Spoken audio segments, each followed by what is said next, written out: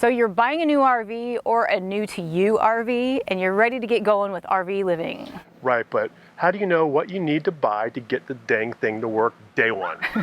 We'll show you.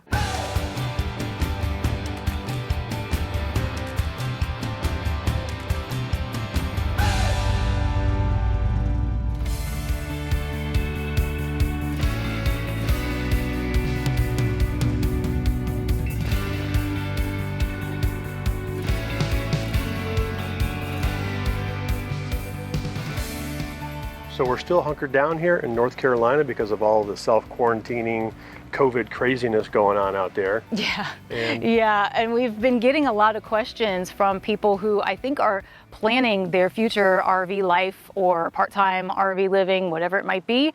They're asking, what do we need day one? Because you don't want to just go buying everything, because quite honestly, there's a lot of stuff. Yeah, we actually made the mistake, I think I did more so than you, of buying some things that really weren't necessary. It's usually like kitchen stuff and little things, but it adds up. And I kind of went nuts with the accessories and stuff like that. So we're going to try to break down what you actually need on day one. And that sometimes may vary a little bit depending on whether you're going to be full-timing or part-timing or weekending. And we're also going to show you some of the things that you're probably going to need at some point, but maybe not on day one. Yeah. So it'll be up to you where you draw that line. There's a lot of stuff you can buy out there for an RV, and you don't necessarily need all of it on day one. Right, and it's going to vary whether you're a weekend warrior or you are going full-time.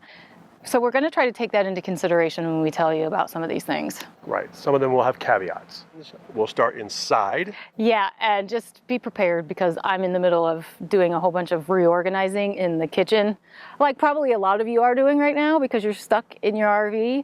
And so there's a big mess in there, so. Yeah, and that will be a separate video where we're going to talk about organization and some of the projects we're doing to help organize. I guess quarantine projects. Yeah. Okay, you ready to go in? Yeah, let's go. All right, come on.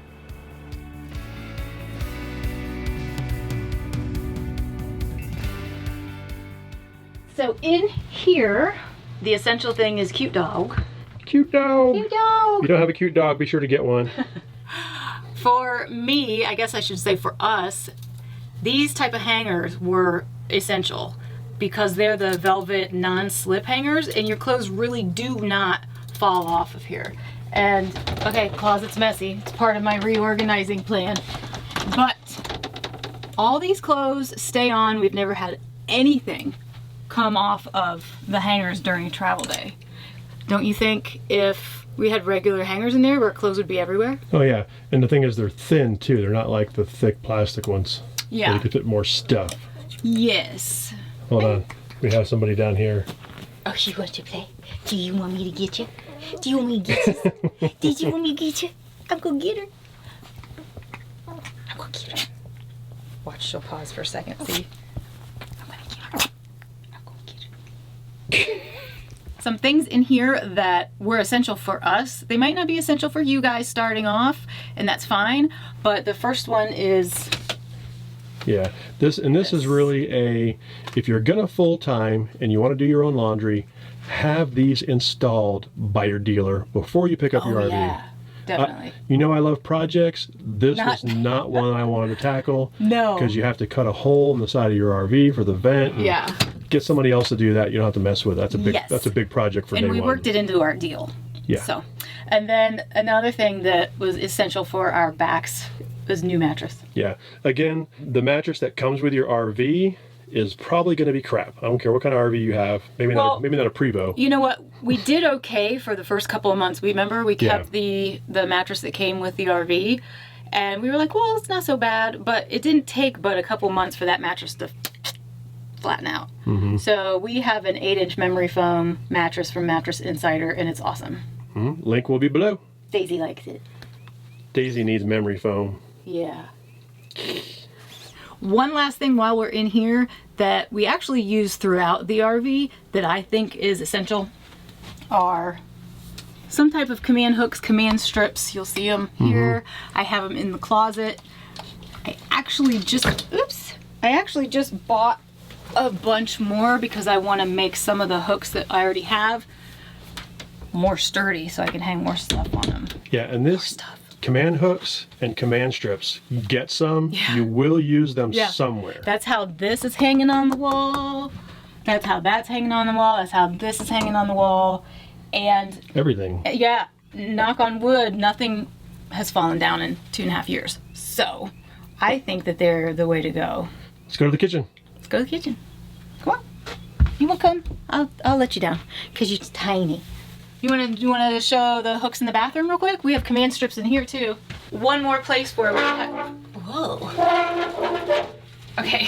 One more place where we have command hooks. We have them in the shower here. And these are specific for bathrooms and for showers and damp, wet areas. And we've had these on since day 2, 3 maybe. And they've stayed put. And it's awesome. The other thing in the bathroom arena that you may want on day 2 or 3 or 4 or whatever is a better shower head. The shower head that comes with your RV is probably going to be a really cheap one and not have great pressure. This is a real popular one amongst RVers. It's the Oxygenics. So we replaced ours. Actually, I think we had this. Didn't we have this before we even got our RV? Yeah, we had this ready to go. Also, the hose that comes with the Oxygenics is one of those cheap, stiff ones.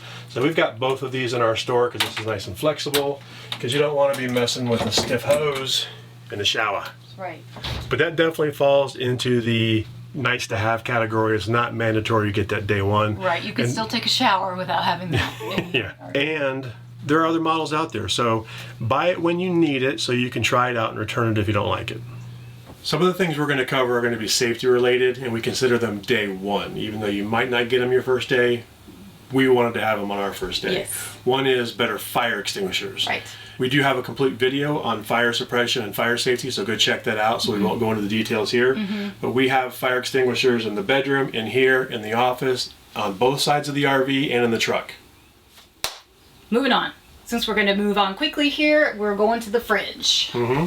It was essential for us on day 1 to have a way to monitor the temperature inside the refrigerator. Yeah, particularly if you've got a 2- or 3-way RV fridge, because they don't have like a normal temperature setting like you're going to have on a residential fridge. And you want to know if your temperatures go out of range for food safety. So we have the digital thermometers with the, what do you call that? The remote display. sensors. Yeah. Something that might be optional for you guys, it was important for us to have it right away, is our Marcel system. Right. If you have a pet and you're going to be RVing with that pet and want to leave your RV at some point and not take the pet with you, you really need a way to monitor your environment. And Marcel is a great way to do that. Monitors temperature, humidity, power, and will notify you over a cellular connection if you have a problem. To us, again, it's a safety item, so for us, it's day 1. Okay. Some optional items and things we get asked about are in here. We have our propane monitor to monitor our propane, because people always ask us, how do you know how much you have left? Do the little gauges work on the gas stop? You know, we don't use those. We use this, and we can see, boom, we got 2 full tanks right now. Also, we have a separate video on this. This is our battery monitor. If you're going to do any kind of boondocking or mooch docking, you want to know the condition of your batteries, you need a good battery monitor. Link for that will be below also. Again, that's optional. Doesn't have to be day 1, but you're going to want one eventually. What about the surge guard? Yeah, we're going to talk about that when we get to the outside stuff, but this is our display panel for our surge guard, so we can see what our voltages and frequencies are. Another priority. Definitely a priority if you don't want your RV to have a blown compressor. Yeah. Now I want to show you guys all of our wine. No, I'm kidding. Okay, see these things right here? These are tension rods. We have them in a few of our cabinets to keep things from falling out when we travel. That's all.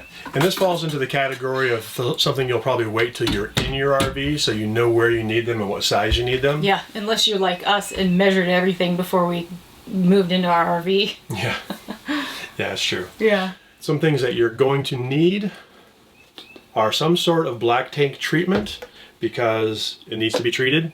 We use Happy Camper for the last 2.5 years and we love it.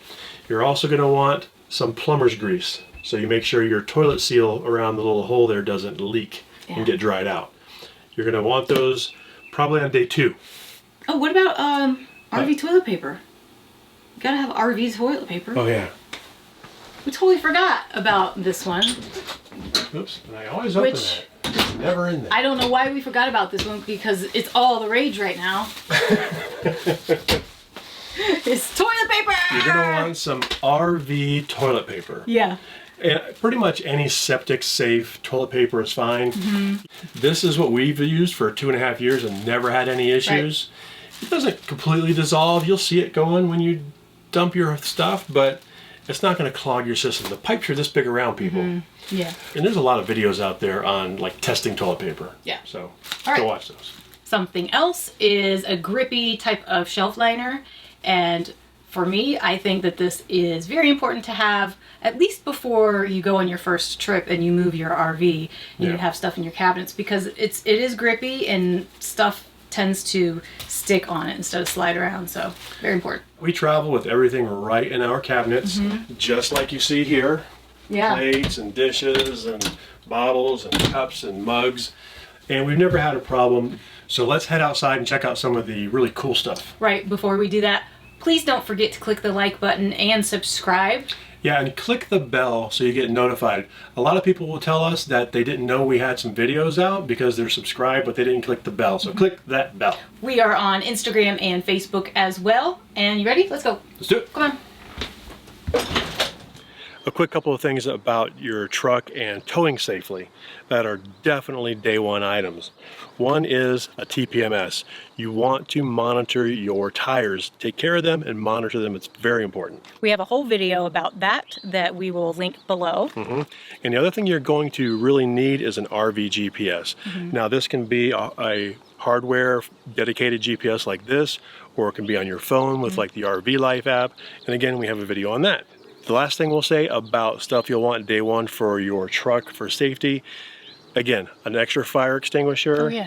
Yeah, maybe some road flares, either real or LED like we have, some triangles. And also we have the neon vests in the truck, just in case we have to make some crazy maneuvers with the RV in tow like we've had to do before. It's easier for me and safer for me to wear the vest when I have the walkie-talkie and I'm trying to guide him through neighborhood streets and stuff, like we did when we went to Virginia Beach. That will also be in the description below. I think we're going to have to back up. All right, babe. If you can hear me, you're backing it all the way to the street, right? Yeah, I got to back to that side street. Okay. Well, now you're clear. So just keep it coming. You're doing great. You're doing great.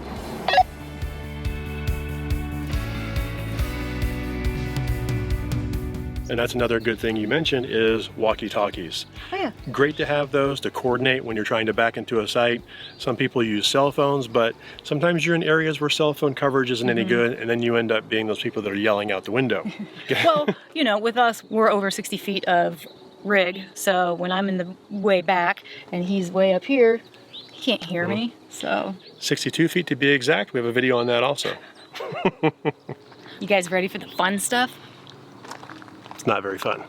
So we're not on the power side of the RV because it's a little bit noisy over there, so we're gonna do stuff over here. I brought some props over. So first of all, our RV, as far as accessories that came with it, it was just a power cord. That's really all we got. No hoses, no anything else. Ours had a 35-foot power cord, and after maybe 2 or 3 months, we needed an extension. So that's thing number one you want to have. Maybe not on day one, but you know, you don't need it until you need it, and then you got to go find one. Extension. This is, I believe, a 15 or 20 foot extension. We'll have a link below, but all it does is you just plug it into where you plug your cord in here, you plug this into the pedestal. But yeah, you'll eventually get to a place where the power pedestal is going to be too far away from your power connection and you'll need the extension. So have one of these on hand. And also these things make great, these little cords with the carabiner, great way to organize stuff and then just put some D-rings in your basement and clip these up and get them out of the way. While we're on the topic of power, one of the things that I consider a day one item is some sort of total electrical protection. We have a video on our surge guard, so we'll link that below, but you'll definitely want to get a pedestal or hardwired version. And I'm not going to go into details, but you got to have one if you want to protect your RV from crappy RV park power, and you don't know where that's going to be. Also, along the lines of RV power, We like to have our power cord connected with one of those 90 degrees so it takes the stress off of the connector on the outside. And you probably want some adapters in case you're ever on 30 amp. Let's talk a little bit about water. Generally, your RV may or may not come with any kind of hoses. If it comes with a hose, it's going to be a really cheap, white, stiff piece of garbage that you're going to want to strangle because the hoses just suck. We found that the 0G water hoses are great. They're collapsible. These things are flexible and they're just great hoses. You're going to need two types of hoses when you start out. First is a potable water hose. Obviously that's for your potable water. And you're going to want a separate one that you keep separate for your black tank flush. We replace our hoses probably about every 9 months to a year, and then the old one gets demoted to black water flush. This is actually my black water flush hose because the regular hose is hooked up right now. You're also going to want a Y adapter and a pressure regulator. Boom. Obviously a Y adapter is just a Y adapter. You're probably only going to get one connection for water. This way you've got an extra one in case you want to hook up a hose for rinsing stuff off, washing your RV, whatever. For flushing the black tank, right? I can keep my fresh water hooked up and then I can use this to flush the black tank. Pressure regulator. We originally started out with one of the really cheap inline fixed pressure regulators and it was garbage. It was putting out much less pressure than it was rated for. So we have this variable one that we can crank up and down, and we generally keep our pressure around 55 or 60 psi, and that has worked well for us. You're also going to likely want a 90-degree adapter with a shutoff for where you actually hook it up. I don't want to toss that. So this is just a 90 with a shutoff. There's a couple of reasons for this shutoff being at your actual water bay. One is it's easy to shut off your water. If you're going to leave your RV for an extended period of time, even if it's just for a full day, why not shut your water off in case a leak happens? There's no pressure feeding that leak. Also, when you're hooking up your hoses when you first get to your campsite, it's a good idea to pressurize your hose and then relieve it here and let all that air get out of your line rather than shooting that air into your RV and having it go through all your pipes. Boom.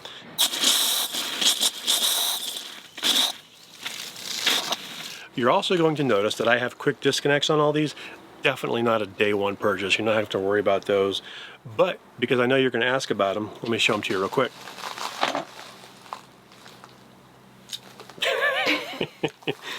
I originally started out with these kind of inexpensive ones, and they're okay, but you'll notice there's no O-ring on there, and they rely on the thing in here to seal, and they weren't great. They were leaking a bit.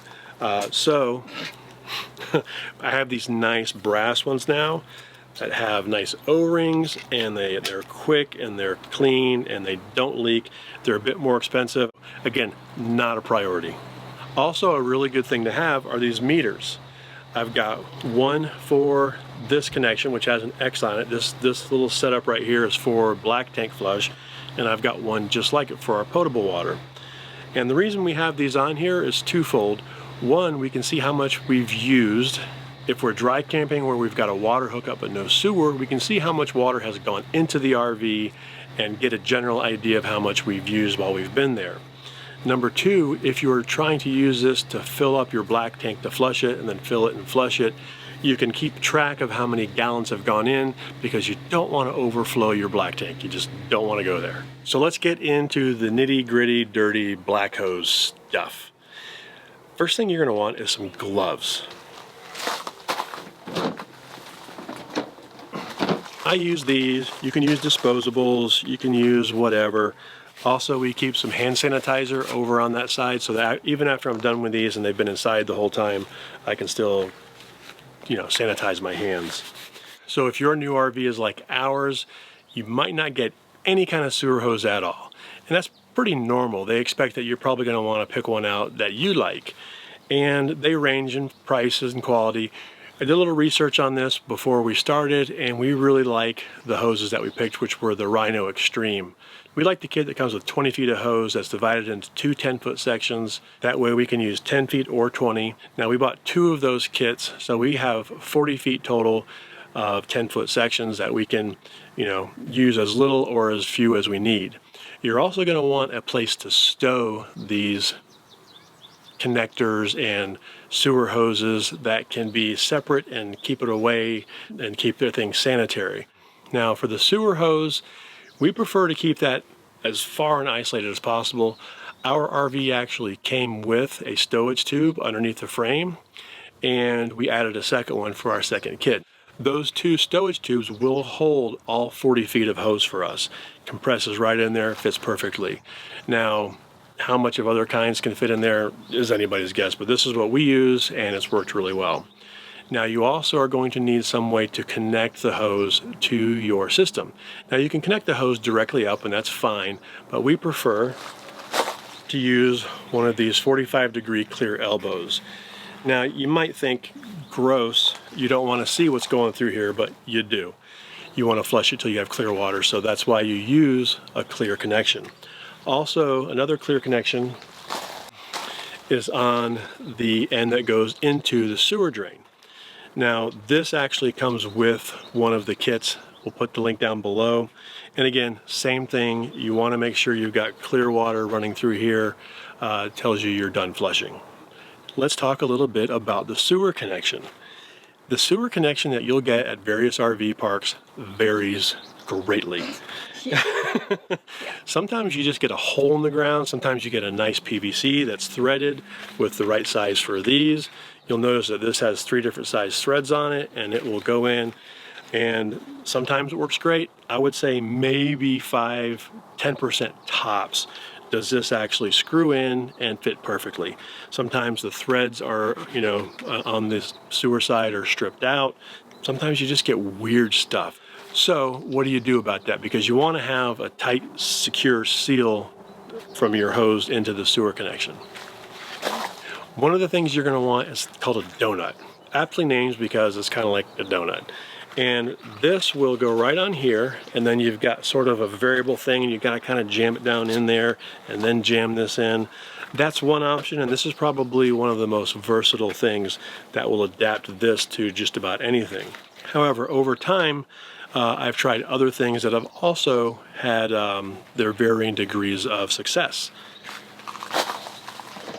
One is this, and it's kind of like the donut, same idea. It's also kind of graduated in its diameter, and this will sometimes work out great to jam it in there. Another option, one step up from that, is this, where the hose is kind of integrated, and it also gives you lots of flexibility to move it around. It's got a handle so you can pull it out, and this is basically what the Rhino hose is like.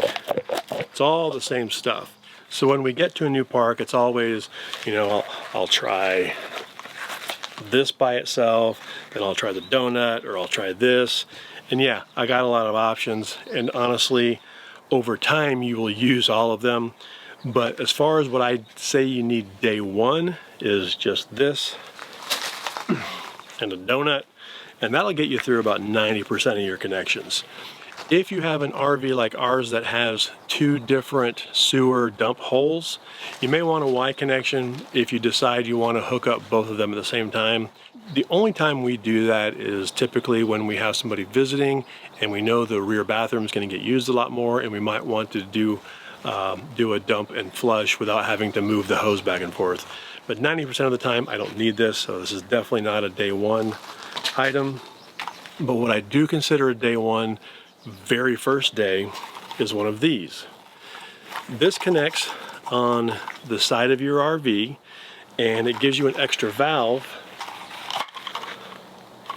It gives you an extra valve right on the output.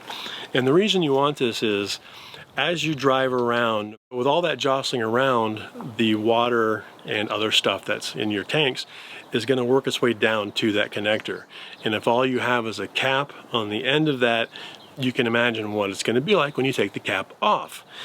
It's not pretty. So you have this, you have your cap on here, you can take it off, you can hook up your sewer connections. They just kind of quarter turn right on there.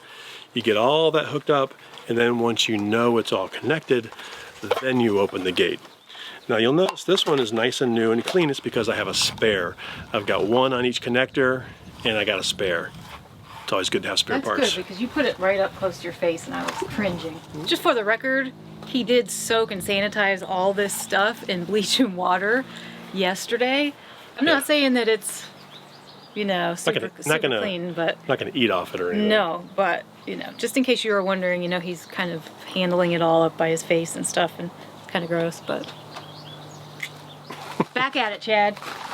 So along with a place to stow your sewer hoses themselves, you're of course, all those little things I just showed you, those get quite disgusting, and you're gonna want a separate little tub for those, which is what we use. And keep all that stuff separate, keep your sewer hoses separate, and keep some gloves and some hand sanitizer. The last thing I'm gonna talk about in the sewage arena is getting your sewer hose from your RV to the sewer connection. Most RV parks will not allow you to have your hose just running along the ground. It's against the rules. There's probably some health codes or something in there. But you want a way anyway to kind of gradually ramp it down. So what we use for this is called a Camco Sidewinder. It collapses up really nice and you can spread it out and it will give you a nice ramp down to the sewer connection. We carry two of those. I think I have a 15-foot and a 20-foot. Again, just to have options. If we want to put out two hoses, I'm going to need two ramps. I'm also going to need two elbows and the Y connector, and you get it. So you may have noticed we haven't really talked about tools at all. That's because I carry quite a bit. We've had quite a few questions on what we carry for full time and what is needed, and we're going to work on a separate video for that. And we have another exciting project we're working on along with that tool video. Check this out. I got new toolbox. You got new tools. Here's a hint. He's like a kid in the candy shop right now. So yeah, we're gonna have a separate episode where we're gonna talk about the tools that we carry. We're gonna show you the new toolbox and some other stuff that will be exciting with that I don't want to tell you about yet. One other thing you definitely want to have, it's not something you have to buy, but something you have to make, and that's a checklist. When you're getting ready to RV, start out maybe with our checklist. You can download those for free from our website. We'll have a link below. But build your own checklist, go through it very slowly your first time out, and modify it and tweak it for all the things that you know you might forget. So a couple of quick miscellaneous things that you're going to want on day one. One is chocks. You're going to want to be able to chock your wheels so your RV doesn't roll away. I was going to say you can see him right there, but no, you really probably can't. Another thing a lot of RVers swear by are the leveling blocks. And some RVs, depending on what kind of leveling system you have more capability than others. Ours has the Lippert 6-point, and we can level pretty much anywhere with no help. Now, you want to be careful and not get your wheels completely off the ground, Right. because you can't chock a wheel that's off the ground. And we've never had to use that, even on some very unlevel stuff. But they're good to have on hand because they come in handy for other little things. Like if you've got a toy hauler and the garage is coming down and the ground is unlevel, you can put a couple blocks under there to level it out. So they have lots of uses, so we keep one set of those on hand, but we don't use a lot of them.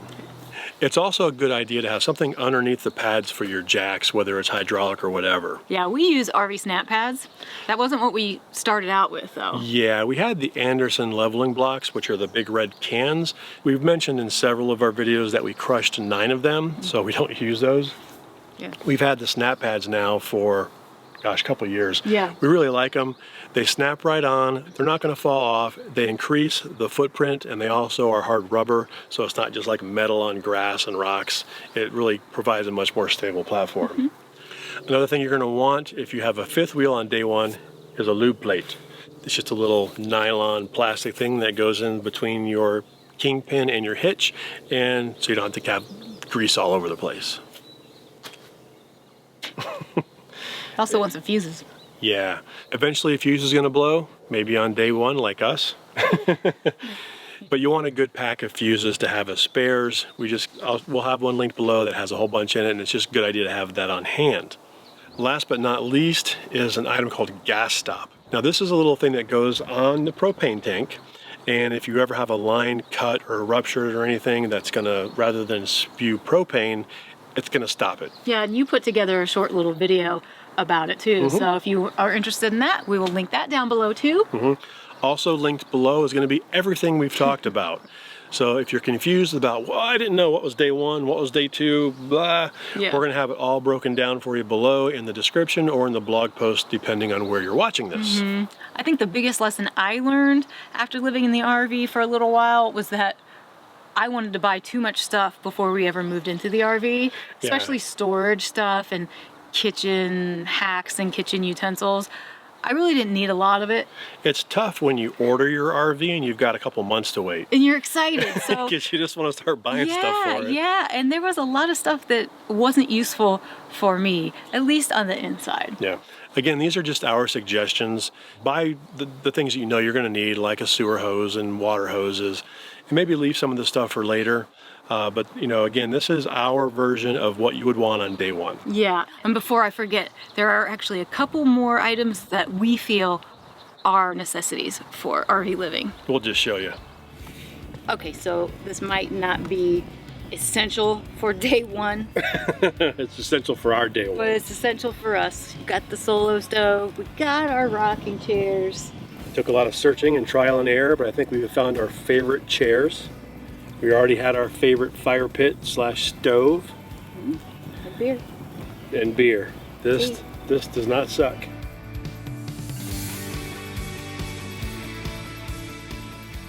So, Come over this way a little bit. you keep doing that. Why you keep doing that? You keep moving. You keep moving. I haven't moved. So let's talk a little bit about water. I wasn't quite ready for it, but those 2 stowage tubes will hold. Those 2 stowage tubes will hold. It's hard to say. It is hard. We hope camera doesn't catch on fire, but if you ever have a line cut or That was like a burp / cough. my throat's getting scratchy. Now, if all you have is a cap on the end of your connector, when you get into your site and you go to take that cap off, you're going to have a little bit of a chocolate surprise. Too much? That's a wrap. Say, get easy. That's a wrap.